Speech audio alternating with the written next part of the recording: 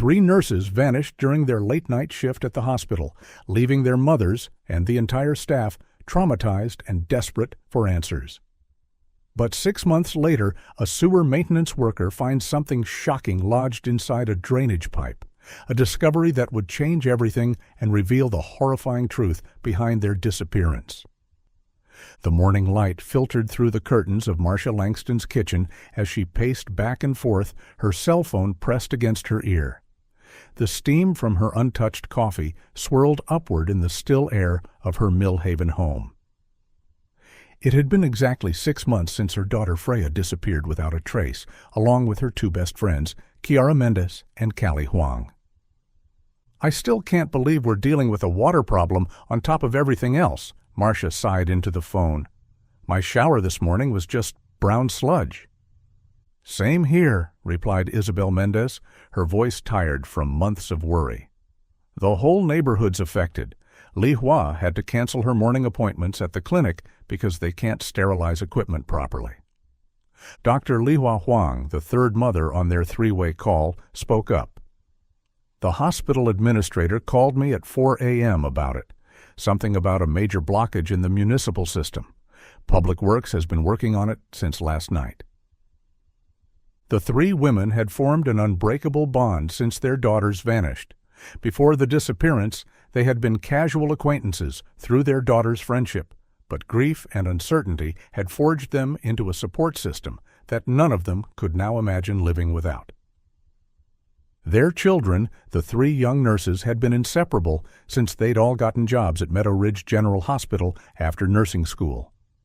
Freya had become a licensed nurse in the dermatology and plastic surgery department, Kiara worked in pediatrics, and Callie had found her calling in the bustling emergency room. Different departments, different schedules, but they always made time for each other.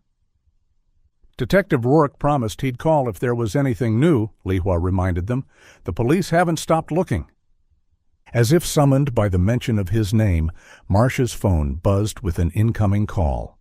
She pulled the device from her ear and checked the screen. "Detective Vincent Rourke," she read aloud, her heart immediately racing. "I need to take this. Hold on." She quickly switched calls, her fingers trembling. "Detective? Is there news?" "Mrs. Langston." The detective's deep voice came through the line, sounding tense. "There's been a significant development in the case. It's connected to the water problem affecting your neighborhood." Marcia's knees weakened, and she gripped the edge of her kitchen counter for support. "What is it? Have you found them?" "I can't explain over the phone," Detective Rourke replied. "I need you to come to the scene. Can you bring the others, Mrs. Mendes and Dr. Huang? It might be connected to their children as well." "I'm on the phone with them right now," Marcia said, her voice rising in pitch. "We'll come immediately. Where are you?" "We're at the industrial park, specifically the sewer maintenance site in Chandler Creek District," he said. "I'll text you the exact location. Please come as soon as you can."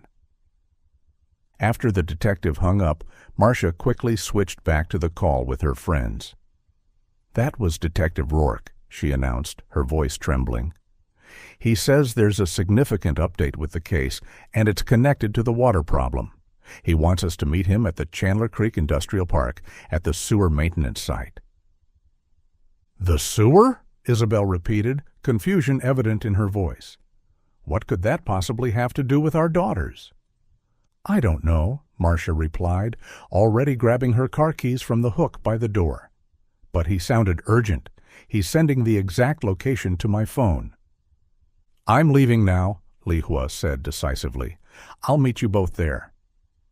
The call ended, and Marcia rushed out to her car, her mind racing with possibilities. The morning air was cool against her skin as she slid into the driver's seat. Her phone dinged with a text message from Detective Rourke containing a map pin. She quickly shared it to Isabel and Li Hua, then entered it into her GPS and pulled out of her driveway. The 20-minute drive to the industrial park seemed to take hours.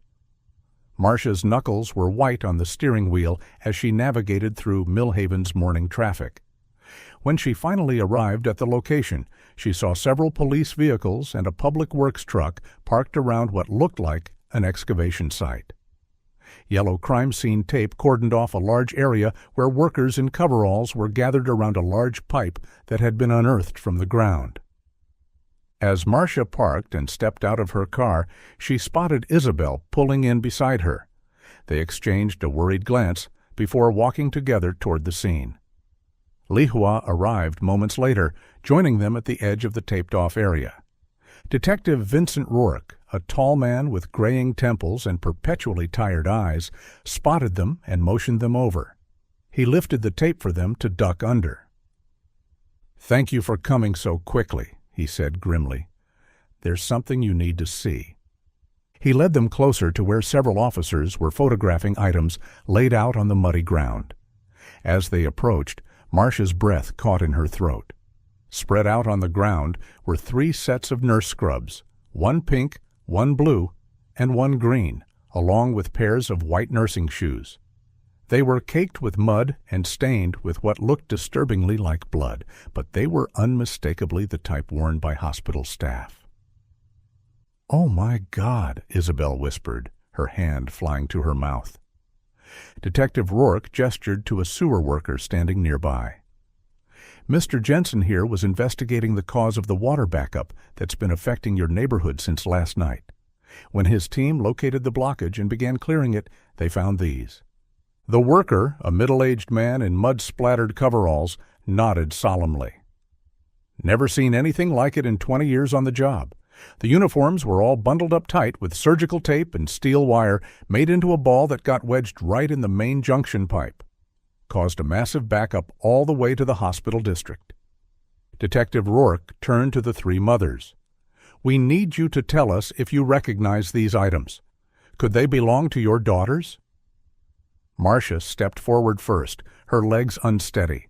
She approached the tarp, kneeling carefully beside the pink scrubs. The size looked right, and there was a small pin on the collar, a silver dermatology symbol that Freya always wore. "This is Freya's," she confirmed, her voice barely above a whisper. "She always wore pink scrubs in dermatology, and these are her shoes." Isabel moved to the blue set. "Kiara's are blue. Pediatric nurses wear blue at Meadow Ridge." Her fingers hovered over the fabric, not touching, but identifying. "There's the butterfly patch she sewed on the pocket. It's hers." Lihua, with the clinical detachment that sometimes came with her medical training, examined the green uniform. "ER personnel wear green. This is Callie's size, and these are definitely her shoes. She had the soles with rubber grips added because of the slippery floors in the emergency department." Detective Rourke nodded to a forensic technician who was setting up equipment under a nearby tent. "We're going to conduct preliminary DNA testing right here. If you could wait for a few minutes, we'll have initial confirmation."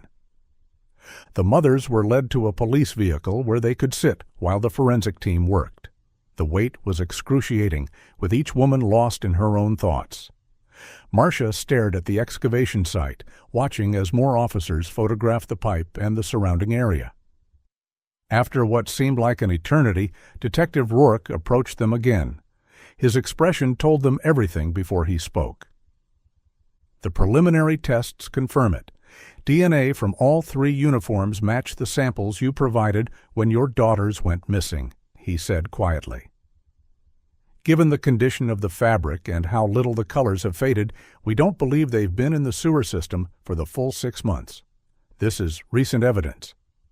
"What does that mean?" Lihua asked, her medical mind already calculating possibilities. "It means," Detective Rourke said, "that someone deliberately disposed of these uniforms recently. The way they were bundled with wire suggests they wanted them to cause a blockage, or at least make them heavy enough to sink and stay hidden. This wasn't an accident." "Are our daughters—" Isabel couldn't finish the question. "We don't have any evidence of that," the detective assured her quickly. "What we do have is our first real lead in months. Someone had these uniforms, and they tried to dispose of them in a way that suggests they're trying to hide evidence or maybe wanted the evidence to be found. That someone might still have information about what happened to Freya, Kiara, and Callie." Marcia looked back at the muddy uniforms, her daughter's pink scrubs now being carefully placed in an evidence bag. So what happens now? Now, Detective Rourke said with determination, we follow this lead, and since the evidence was discarded recently, we have a much better chance of tracking whoever did this. As the forensic team continued processing the evidence, a silver BMW pulled up to the edge of the scene. Marcia watched as a man in his early 40s stepped out, his posture rigid with concern as he surveyed the police activity. He wore expensive casual clothes under a light jacket, looking as though he'd dressed in a hurry. "Dr. Velman?" Detective Rourke called out, recognizing the newcomer. Marcia immediately recognized him, too. "Doctor?" Nathan Velman, the dermatologist and plastic surgeon who had supervised Freya at the hospital. He had attended the first few search meetings after the girls disappeared, but had gradually stopped coming as the weeks turned into months. The doctor approached, offering a firm handshake to the detective. "I just finished my night shift and was driving home when I noticed all the commotion," he explained, running a hand through his perfectly styled dark hair. "Is there some kind of accident? I saw the public works truck and got concerned." Detective Rourke briefly explained the situation, gesturing toward the evidence collection area. "We've recovered what appears to be the missing nurses' uniforms from a sewer pipe blockage. It's the first significant evidence we've found in months." Dr. Velman's eyebrows rose, and he glanced toward the three mothers with a sympathetic expression. "I heard about the water issues at the hospital last night. The surgeries were nearly canceled because of it." His gaze settled on the evidence bags being loaded into a police van. "Those are their uniforms?" "Yes," Marcia confirmed, watching his reaction carefully. "Freya's pink ones from your department." Something flickered across the doctor's face. Concern, perhaps, or maybe something deeper. "Nurse Freya was exceptional," he said quietly. "Best assistant I ever had in plastic surgery. Her attention to detail was unmatched." He turned back to Detective Rourke. "What happens now?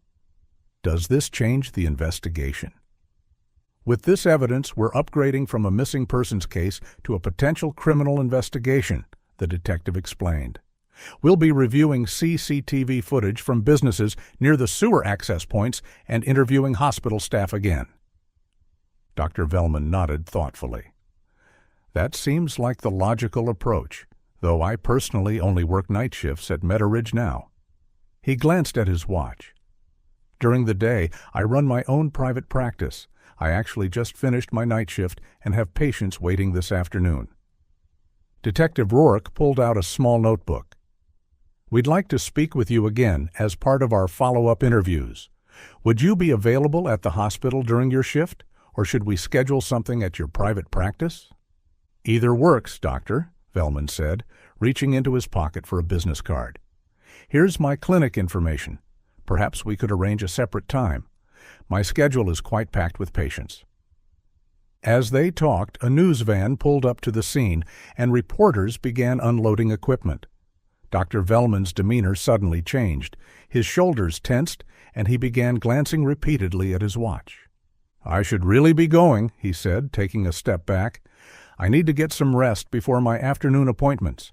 Please keep me updated on any developments. I've missed Freya's assistance greatly." Detective Rourke thanked him for stopping by and turned to greet the approaching media team. Dr. Velman quickly retreated toward his car, adjusting his jacket as he walked. Marcia noticed something odd about his behavior, the sudden urgency to leave when the media arrived. While Liwa and Isabel stayed to prepare for the inevitable interviews, Marcia found herself hurrying after the doctor. "Dr. Velman, wait," she called, catching up to him at the edge of the parking area. He turned, surprise evident on his face. "Mrs. Langston, is there something else?" "We haven't spoken in months," she said, studying his face. "How have you been?" "Busy," he replied, his hand resting on his car door. "Opening a private practice has been demanding, but rewarding. I wish Freya were here. We discussed my plans many times. She was excited about potentially joining me once I got established." A sad smile touched his lips. "No other nurse has her expertise in post-op care for facial procedures." "I didn't know you had opened your own clinic," Marcia said. "Congratulations." "Thank you," he replied, seeming to relax slightly. "It's always been my vision to have my own consultation space. Most surgeries still happen at the hospital, of course. I don't have all the necessary equipment at my clinic yet." Before Marcia could respond, Isabel and Lihua approached, having evidently decided to avoid the media after all. "Dr. Velman," Lihua said with a professional nod, "I've actually made an appointment at your clinic this afternoon.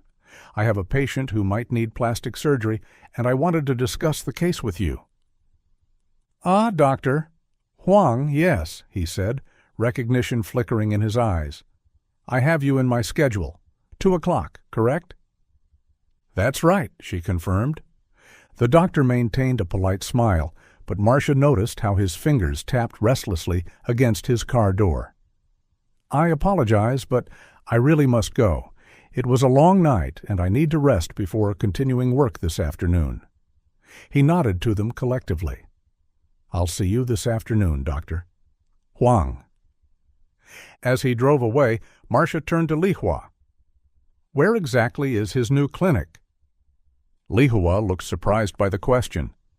"It's on Maple Avenue, near the main intersection with Oak Street. It opened the same month our daughters disappeared. I'm surprised you didn't know." Marcia shook her head slowly. "With everything that's happened, I stopped noticing anything outside this nightmare." She paused, thinking about the doctor's behavior. "Did he seem strange to you just now?" "He seemed tired," Isabel offered. "Night shifts are brutal. I remember when Kiara was doing her night rotation in the NICU.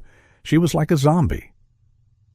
"Maybe," Marcia murmured, not entirely convinced. A reporter approached them, microphone in hand, and Marcia reluctantly agreed to a brief interview. She spoke about their continued hope of finding the girls and her belief that whoever had disposed of the uniforms would eventually be caught. After the interviews, Detective Rourke gathered the 3 mothers again. "The forensic team will continue processing the evidence. I'll update you as soon as we have more concrete information from the lab and the sewer experts. We're going to find out what happened to your daughters and who dumped these uniforms." With heavy hearts but a renewed sense of hope, the 3 women returned to their respective cars, each processing the morning's shocking developments in their own way. Marcia drove slowly through the familiar streets of Millhaven, her mind replaying the morning's events.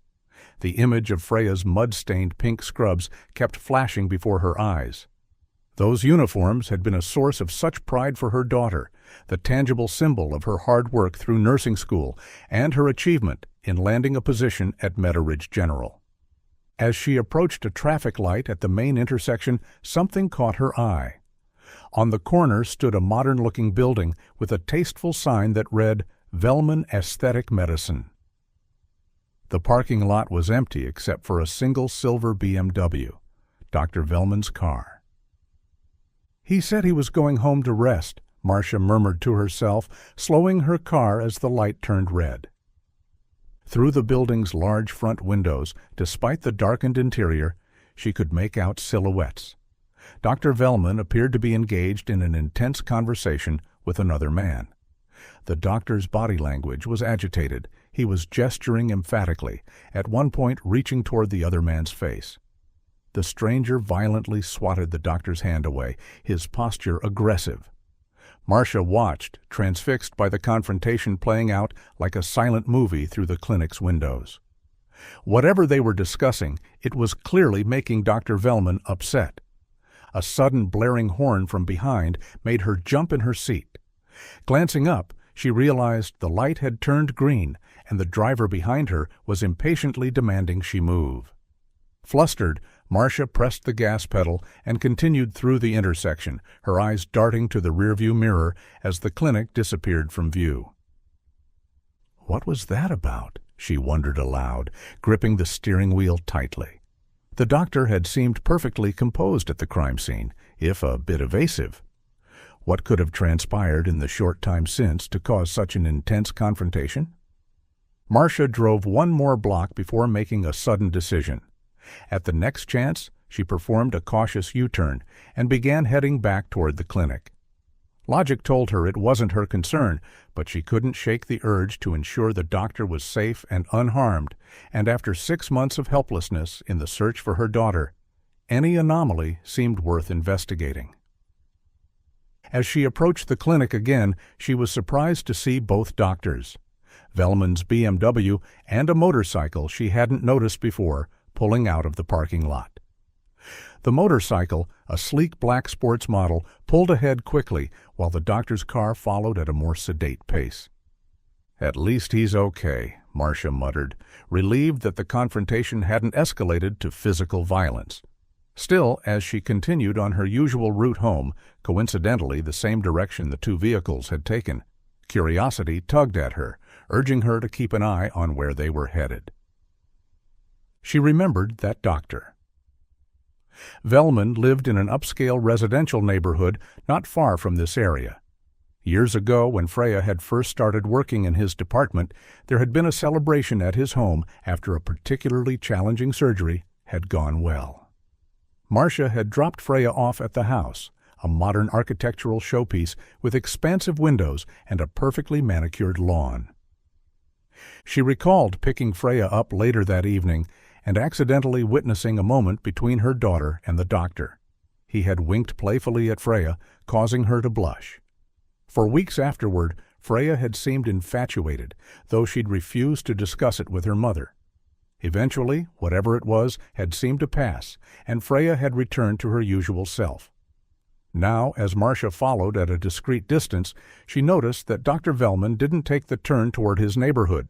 Instead, he continued straight, eventually pulling into the parking lot of Medical Supply Pro, a store catering to healthcare professionals. The motorcycle had gone ahead, turning onto a smaller side street that Marcia knew led to the outskirts of town. There was an old car wash on that street, but the bike had zoomed past it without stopping. Marcia slowed her car, staring down the side street. What business would someone have out there? The area was largely undeveloped, with only a few scattered buildings that had seen better days. "This is ridiculous," she told herself firmly, gripping the steering wheel. "I'm not a detective or a spy. I'm just a worried mother who's starting to see connections where there probably aren't any." With a deep breath, she continued on her way home, determined to get some rest before discussing the morning's discoveries with Isabel and Lihua later. As she drove, however, she couldn't shake the feeling that Dr. Velleman wasn't being entirely truthful about something.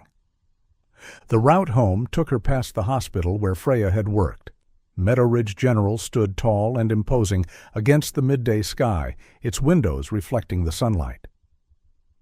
Somewhere in that building, her daughter had spent countless hours caring for patients, forming friendships with Chiara and Callie, and working alongside Dr. Velleman. Had something happened there that led to their disappearance?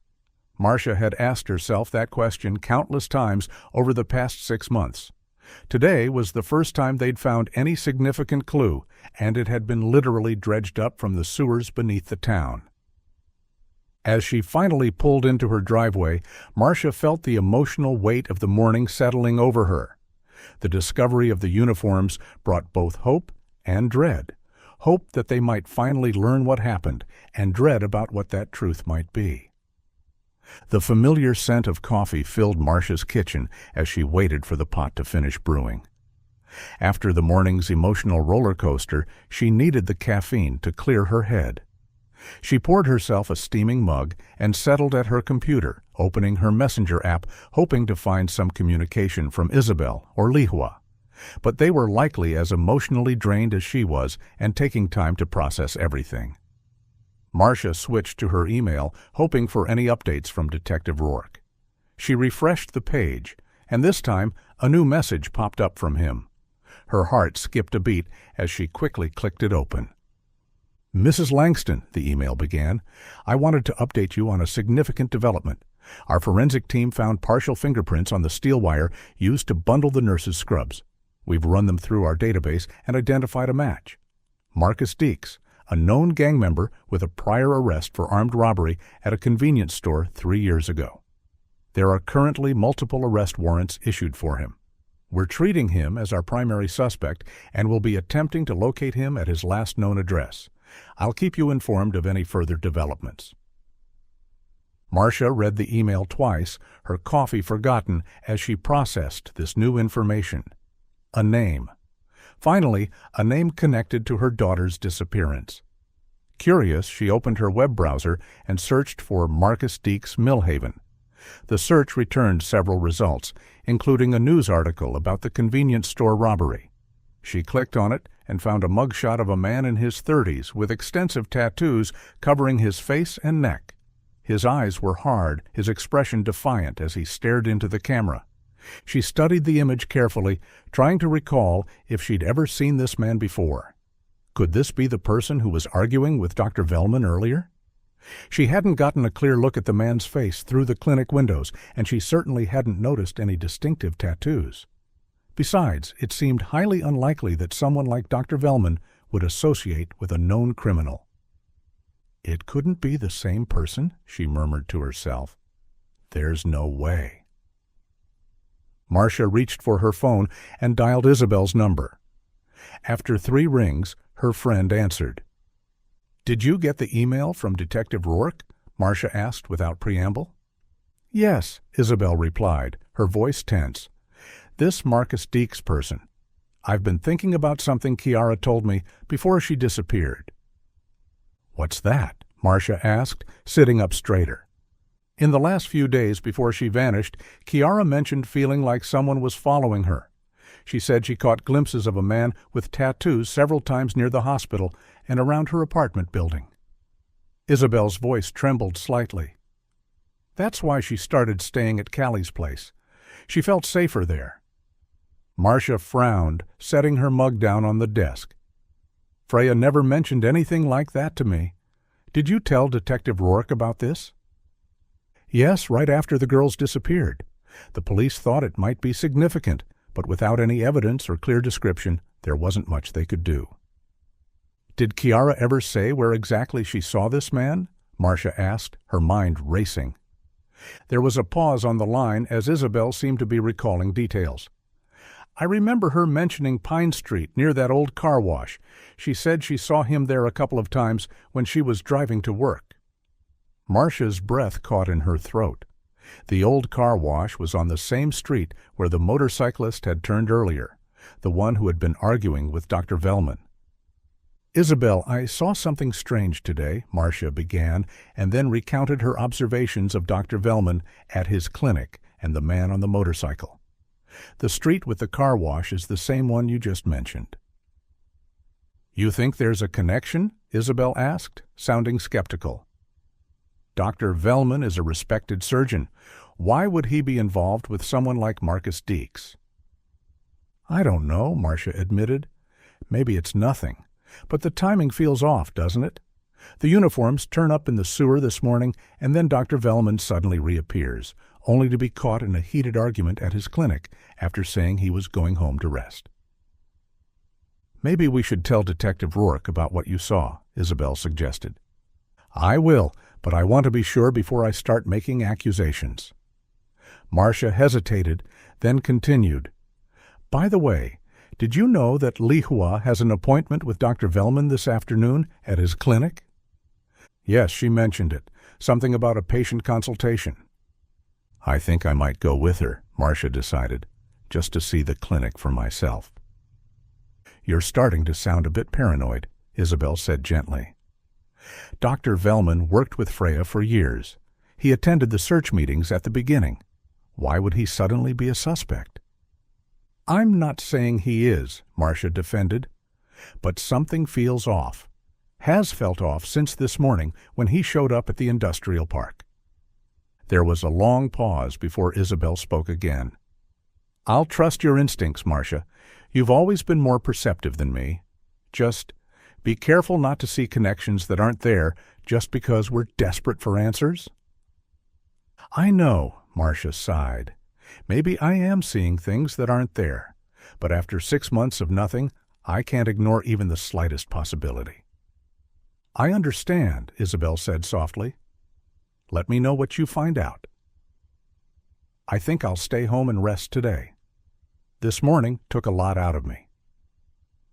After ending the call, Marcia dialed Li Hua next. When her friend answered, Marcia quickly filled her in on the email from Detective Rourke and her conversation with Isabel. "A man with tattoos," Li Hua mused. "Callie never mentioned anyone following her, but she wouldn't have wanted to worry me. She was always so independent." "Li Hua, about your appointment with Dr.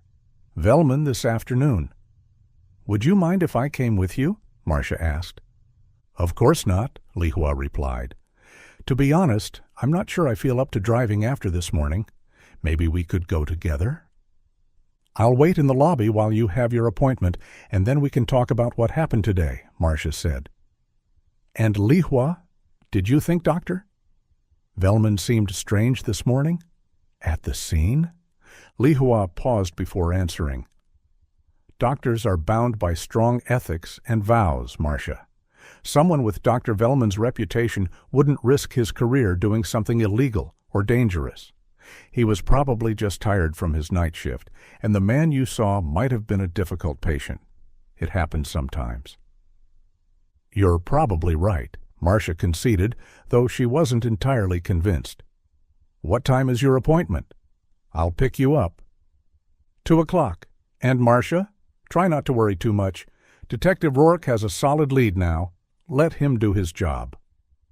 After hanging up, Marcia sat back in her chair, absently scrolling through old photos of Freya on her phone. Her daughter's smiling face in her pink scrubs, arm in arm with Kiara and Callie at their nursing school graduation. The three of them had been so full of hope and ambition that day, excited to begin their careers at Meadow Ridge General. She paused on a group photo from a hospital fundraiser 8 months ago. In the background, slightly blurred but recognizable, was Dr. Velman, watching the three nurses with an unreadable expression. Had he always been watching them? And if so, why? The hours crawled by as Marcia researched Marcus Deeks, finding little beyond his arrest record and a few mentions in local news articles. She had fallen into a rabbit hole of speculation and borderline overthinking when her phone alarm chimed, reminding her it was time to pick up Li Hua for the appointment. Glancing at the clock, she realized she needed to leave immediately. She grabbed her purse and car keys, locking the house behind her. The drive to Li Hua's house took only 10 minutes, and her friend was already waiting outside when she arrived. "Any updates from Detective Rourke?" Li Hua asked as she slid into the passenger seat. "Nothing new," Marcia replied, pulling away from the curb. "Have you spoken with Isabel?" "Briefly. She's resting at home." Li Hua fidgeted with the strap of her handbag. "This appointment, it's for a patient with severe facial scarring from a burn injury. I've been trying to find the right specialist, and Dr. Velman is one of the best in the region." "I understand," Marcia said, navigating through the afternoon traffic. "Professional life has to continue, even through all of this." They arrived at Velman Aesthetic Medicine 15 minutes before the scheduled appointment. The clinic's exterior was sleek and modern, floor-to-ceiling windows framed by minimalist gray stonework. The parking lot had several cars now, unlike earlier when only the doctor's BMW had been present. As they entered the reception area, they were greeted by a young woman in stylish medical scrubs behind a curved desk. "Good afternoon. Do you have an appointment?" she asked with a practiced smile. "Yes, doctor." "Li Hua Huang at 2:00, Li Hua replied, presenting her hospital ID card. The receptionist tapped at her computer, then her expression shifted to apologetic. "I'm sorry, Doctor Huang, but Dr. Velman has canceled all his afternoon appointments due to an emergency. We tried to contact everyone, but a few calls went to voicemail."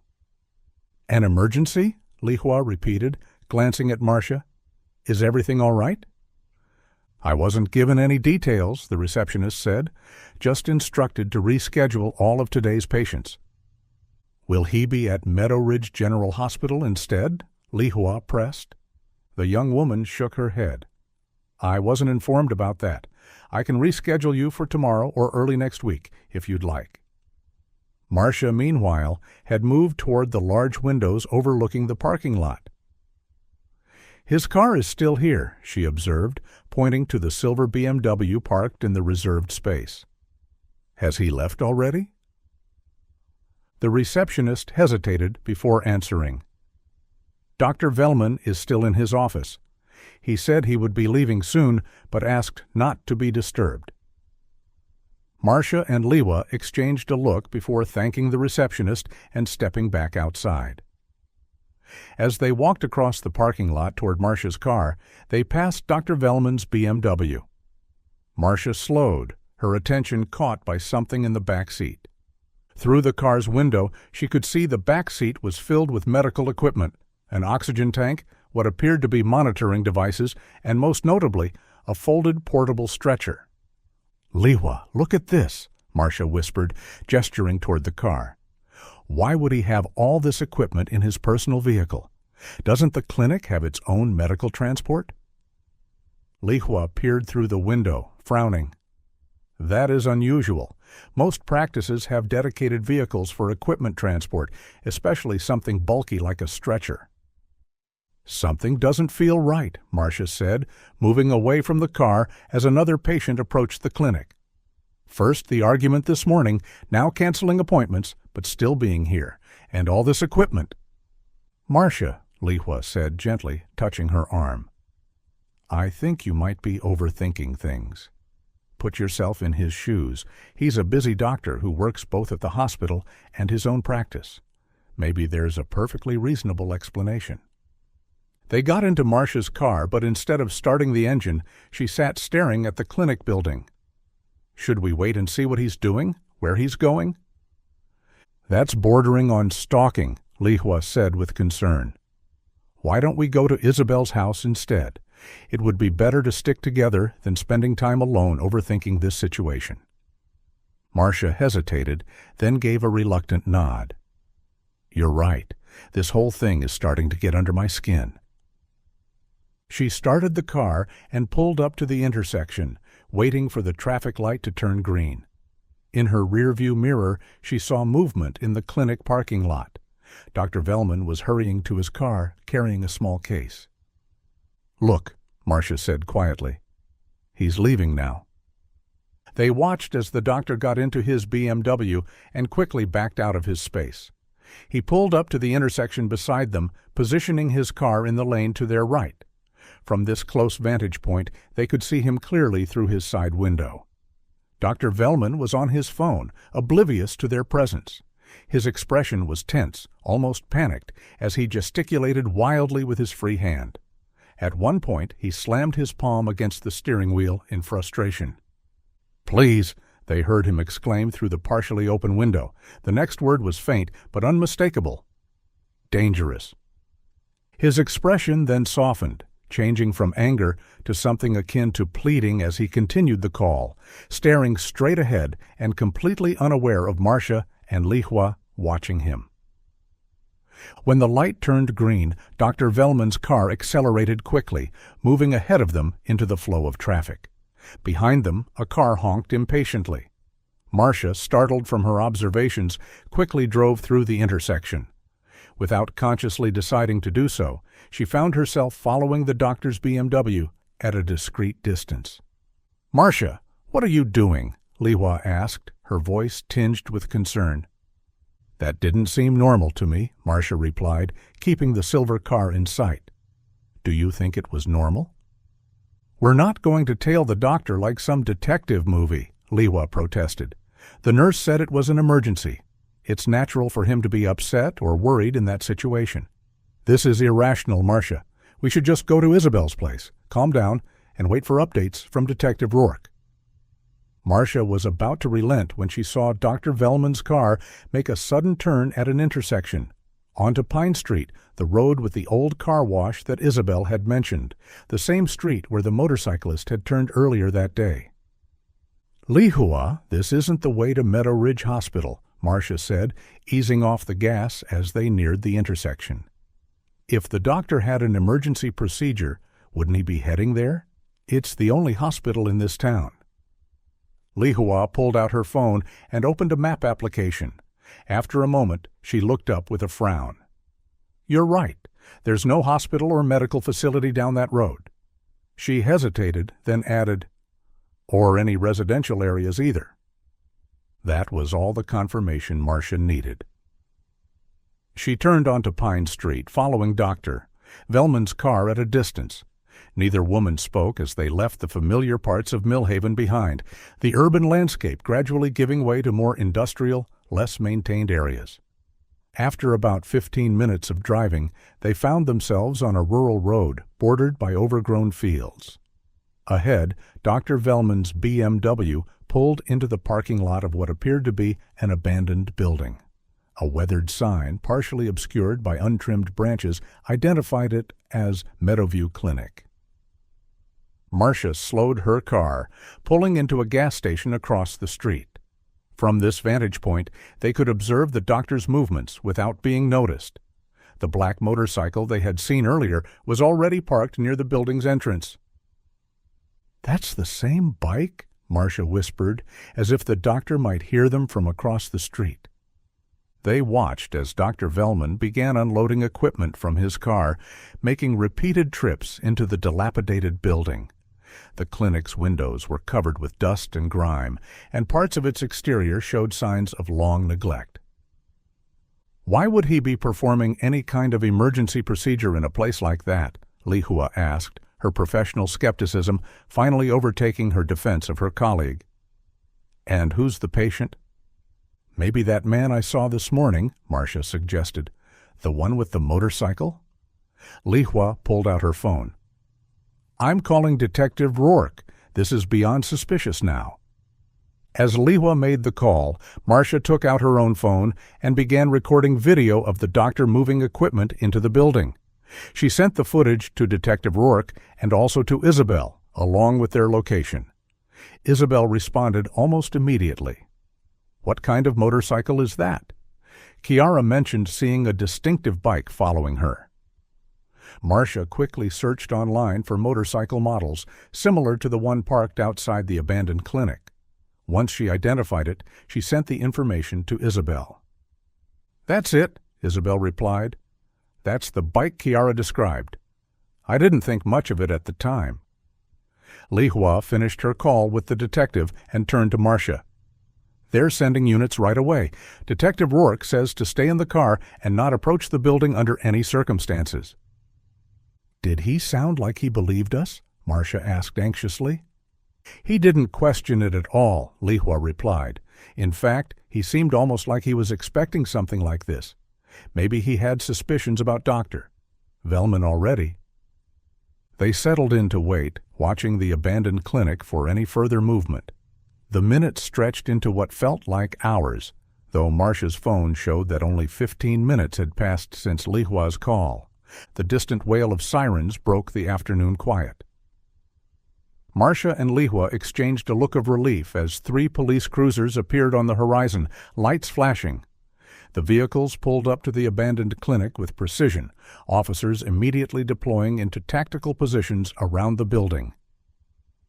Detective Rourke emerged from the lead vehicle, quickly identifying Marcia's car across the street. He jogged over to them, his expression grim. "Are you both all right?" he asked as they stepped out of the car. "We're fine," Marcia assured him.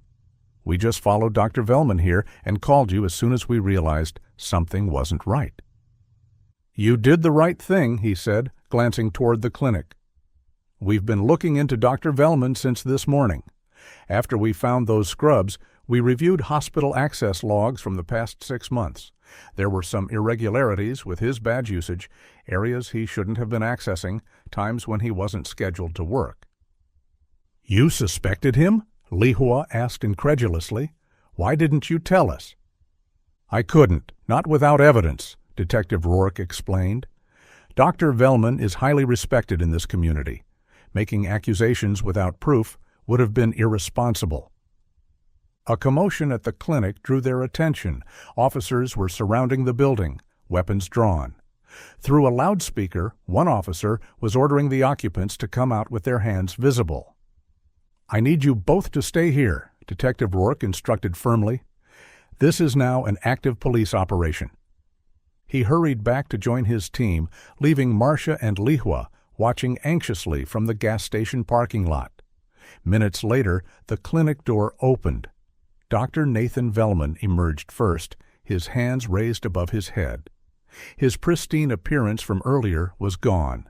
His shirt was wrinkled, his hair disheveled, and his expression a mixture of defiance and resignation.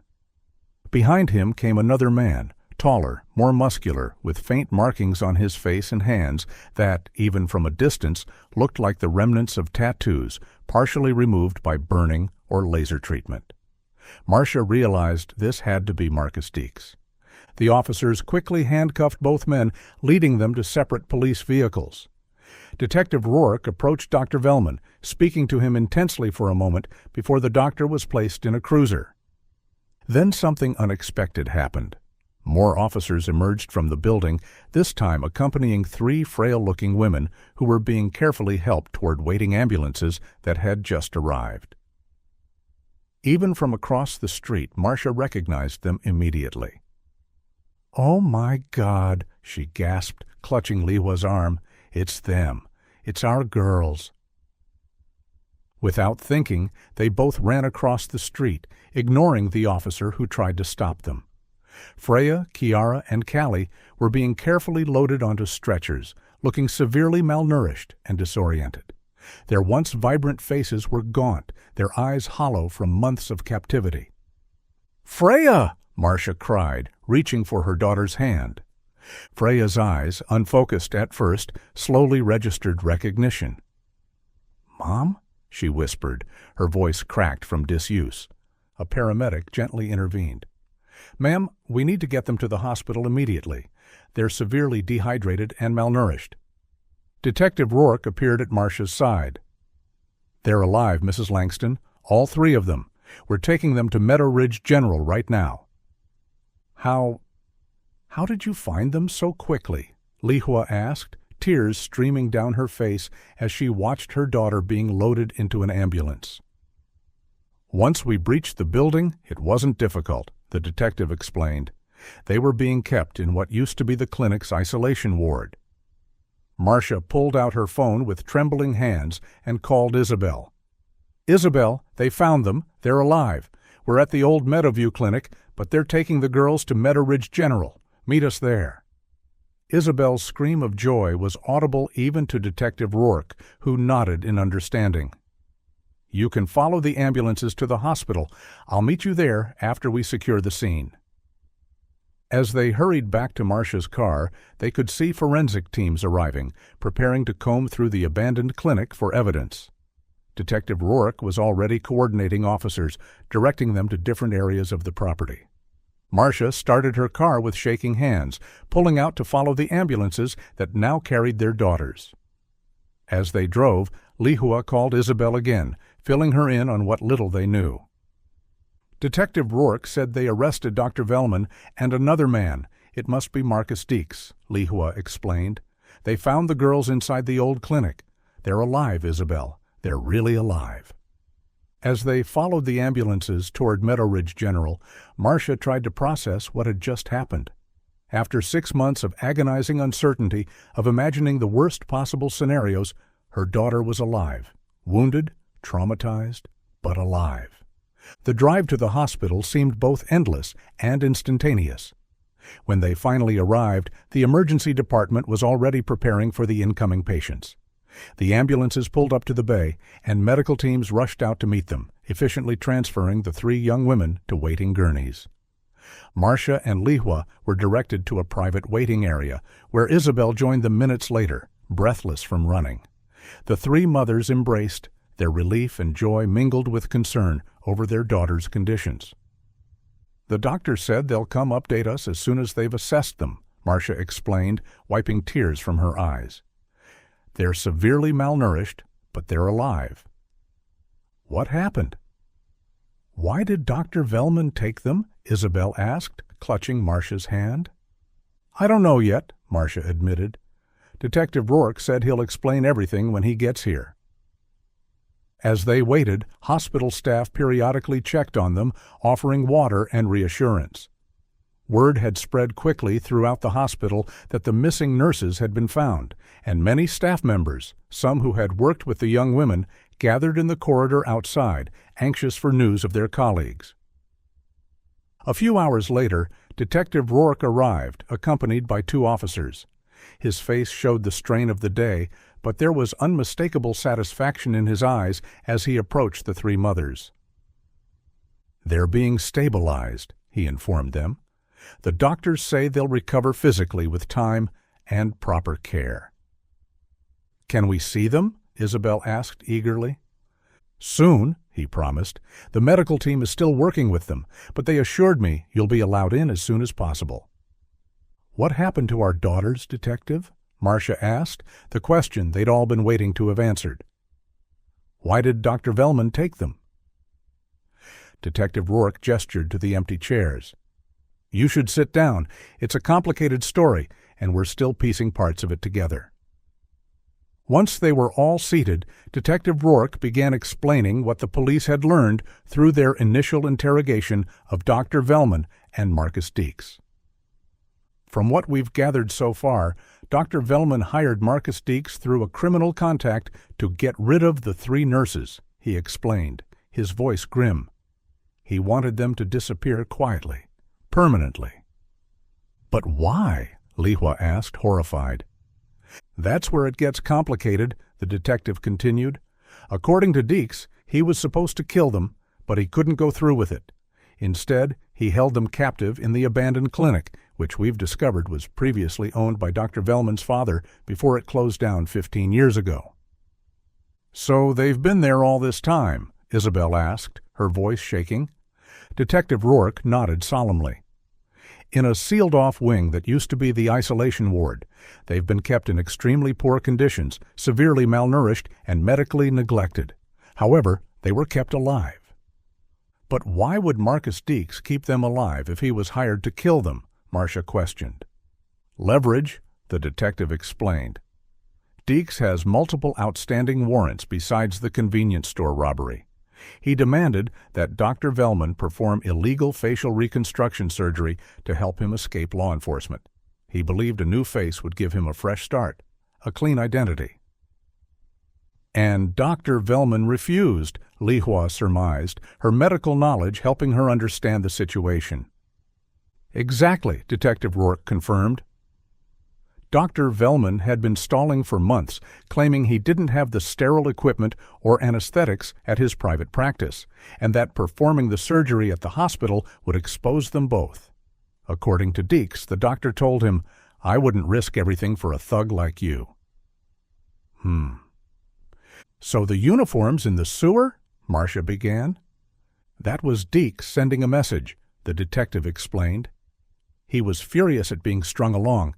He took the nurses' uniforms from where he'd been storing them, bundled them with wire and surgical tape, and flushed them into an industrial toilet at the abandoned clinic, which connects to the main sewer system. He wanted to pressure Dr. Velman into performing the surgery by threatening to expose what they'd done. "And that caused the blockage that led us to finding the uniforms," Isabel realized. "Correct," Detective Rourke said. "When we investigated the Marcus Deeks lead from the fingerprints, we went to his last known address, but of course, he wasn't there. He'd been staying at the abandoned clinic all along, keeping watch over the nurses." "Did he confess to all of this?" Li Hua asked. "Yes, quite readily," the detective replied. He seemed almost relieved to be caught. His exact words were, "Doc Velman's the one who set it all up. I just did the dirty work." A nurse appeared at the doorway, interrupting their conversation. "Excuse me, but one of the patients is asking to speak with you, Detective. She says it's important." "Which one?" Marcia asked anxiously. "Freya Langston," the nurse replied. "She's more stable than the others and insisting on speaking with the detective immediately." Detective Rourke stood. "I'll go see what she has to say. It might help fill in some of the missing pieces." "Can I come with you?" Marcia pleaded. "I need to see my daughter." After a moment's consideration, the detective nodded. "All right, but she's still very weak, so please let her speak at her own pace." They followed the nurse down the corridor to a private room where Freya lay in a hospital bed, IVs attached to her arms and monitoring equipment beeping steadily beside her. Despite her frail appearance, her eyes were alert and determined. "Mom," she whispered as Marcia rushed to her side, carefully embracing her daughter. "Oh, Freya," Marcia sobbed, stroking her daughter's hair. "I never gave up hope." After a moment, Freya turned her attention to Detective Rourke. "You need to know why he did this," she said, her voice weak but resolute.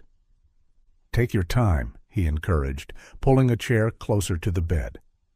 Freya took a shaky breath. Dr. Velman was falsifying patient records and insurance claims. He was also inappropriate with sedated patients during procedures. She looked away, clearly uncomfortable with the details. "I started noticing discrepancies in the paperwork about 7 months ago, things that didn't add up." "Did you confront him?" Detective Rourke asked. Freya shook her head slightly. "Not directly. I was scared to lose my job.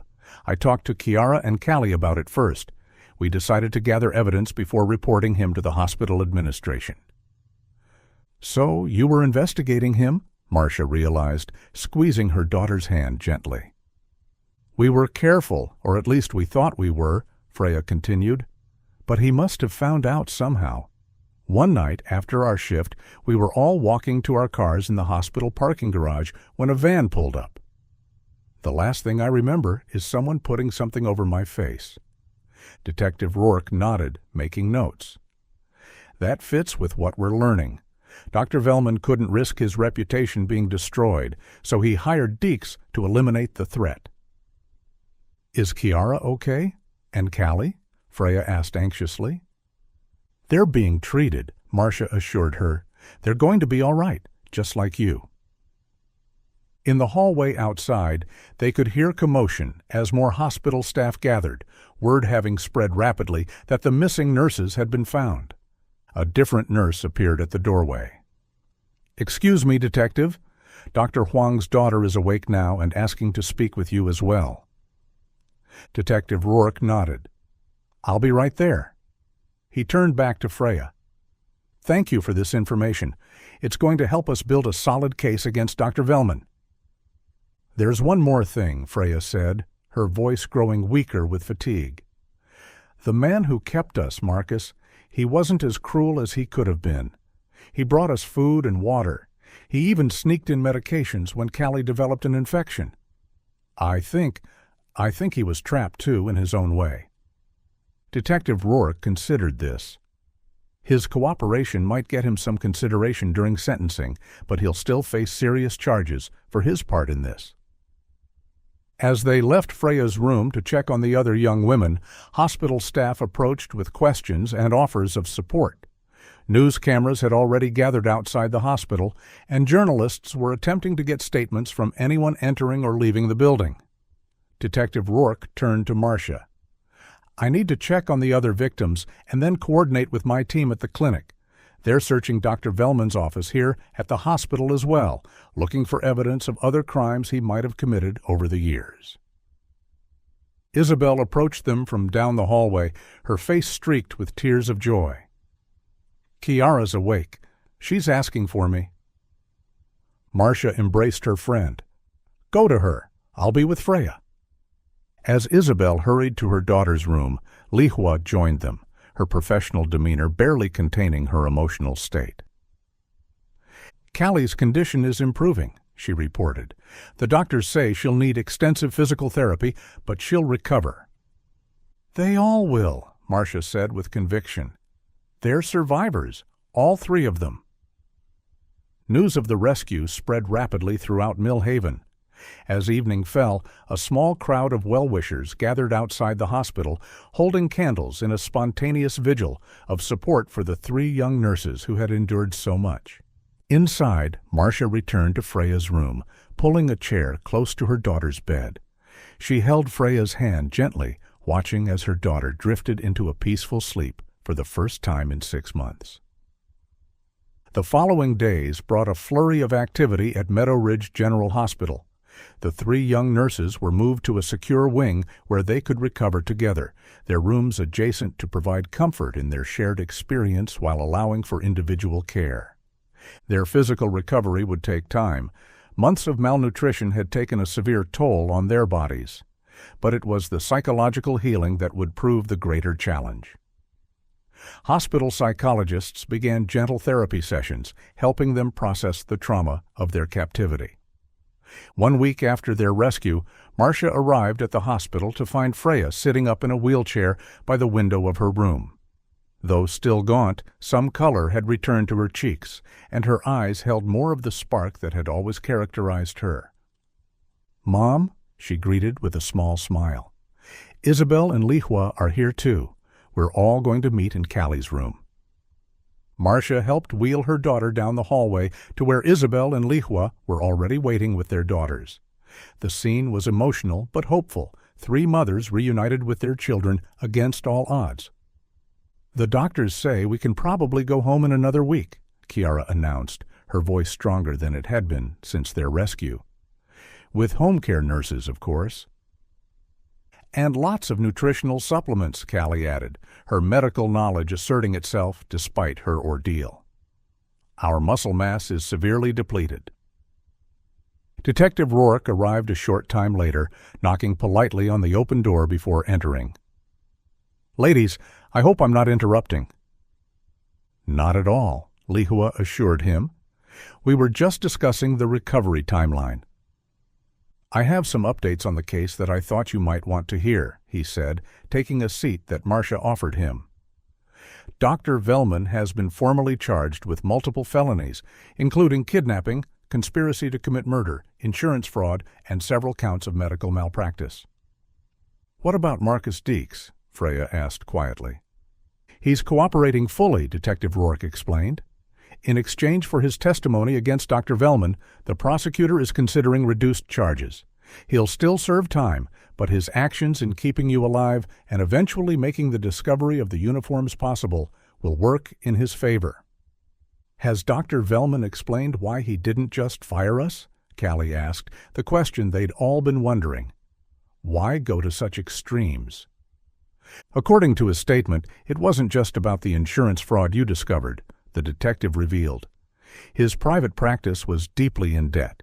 He'd taken out enormous loans to establish it, and he was using fraudulent insurance claims to keep it afloat. If you had reported him, he would have lost his medical license, his practice, everything. So he decided our lives were worth sacrificing instead," Kiara said bitterly. "There's more," Detective Rourke continued. "When we searched his office at the hospital and his clinic, we found evidence of other crimes dating back years. Multiple incidents of inappropriate conduct with sedated patients, falsified medical records, even prescription drug theft. He'd built his career and reputation on a foundation of deception." "And no one suspected?" Isabel asked incredulously. "He was very careful," the detective explained, "until Freya started noticing discrepancies. According to his confession, he panicked when he realized she was documenting his activities. When he learned she'd confided in Kiara and Callie, he saw all 3 of you as threats that needed to be eliminated." "How did he connect with Marcus Deeks?" Marcia wondered. "Through a former patient who had criminal ties," Detective Rourke said. "Deeks was desperate to change his appearance to avoid outstanding warrants.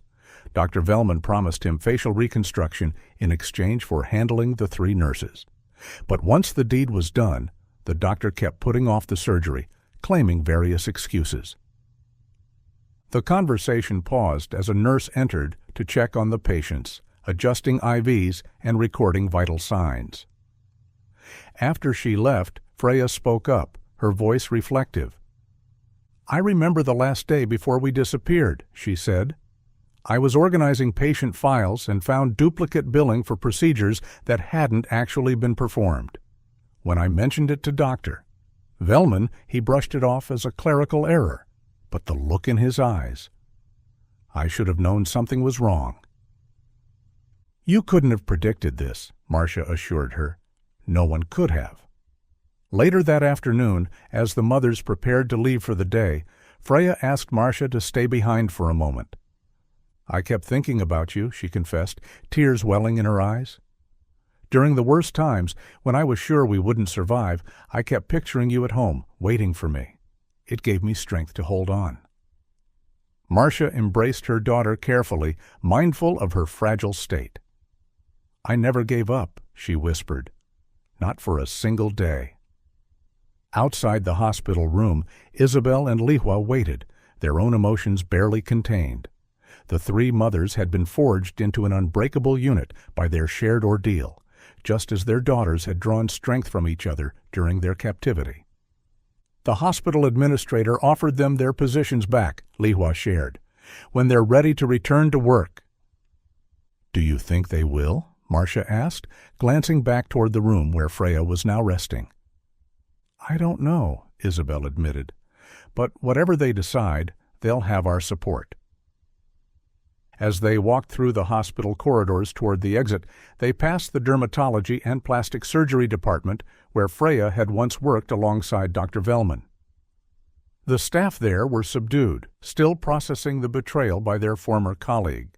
Outside, the evening sun cast long shadows across the hospital grounds. Media trucks still lingered, though the initial frenzy had subsided as the story transitioned from breaking news to ongoing coverage. The three mothers paused, looking back at the building where their daughters were finally safe. "I keep thinking about how close we came to never finding them," Marcia said softly. "If those uniforms hadn't blocked that pipe?" "If you hadn't noticed Dr. Velman's strange behavior," Lihua added. "If Detective Rourke hadn't connected the dots so quickly," Isabel finished. They stood in silence for a moment, each contemplating the series of events that had led to their daughter's rescue. The path to healing would be long and challenging, but the nightmare of uncertainty was over. "Same time tomorrow?" Marcia asked, though she already knew the answer. Isabel and Lihua nodded in unison, and the three women parted ways, each heading home to prepare for another day of supporting their daughter's recovery. A task they would face together, just as they had faced the long months of searching.